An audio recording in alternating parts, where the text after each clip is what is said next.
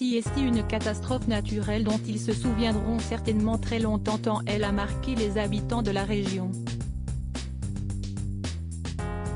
Avec le réchauffement climatique, les étés sont de plus en plus arides et les feux de forêt de plus en plus fréquents et dévastateurs. Épargné jusqu'ici, le département de la Gironde a vu une grande partie de sa forêt détruite par les flammes en juillet dernier. Une situation terrible pour les habitants de la région, parmi lesquels Jérémy Frérot et sa femme, Laure Manodou. Installés sur le bassin d'Arcachon, les amoureux ont vécu au plus près ce désastre, comme ils l'ont raconté pendant les événements sur leurs réseaux sociaux.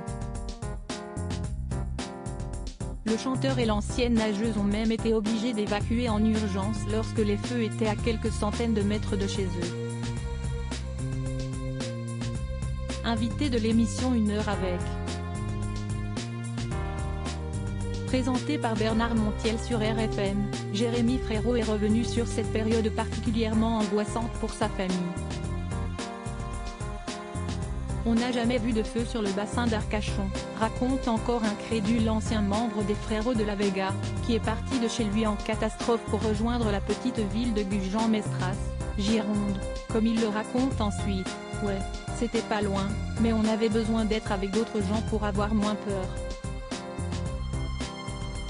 À 23 h, la maison était pleine de fumée à l'intérieur, donc on n'avait pas envie de s'endormir avec ça. La principale crainte du papa de 2 garçons, les émanations toxiques, comme le précise l'animateur de 65 ans, qui habite également dans la région.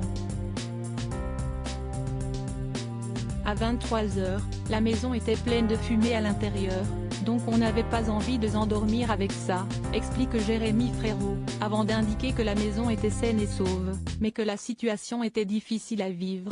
On voyait les flammes de chez nous. Les flammes faisaient 100 mètres de haut, on pouvait les voir. Les constructions humaines ont fondu. Une situation désolante pour le compagnon de Laure Manodou, qui s'est depuis remis de ce drame humain et écologique avec l'aide de sa chérie et de ses adorables garçons.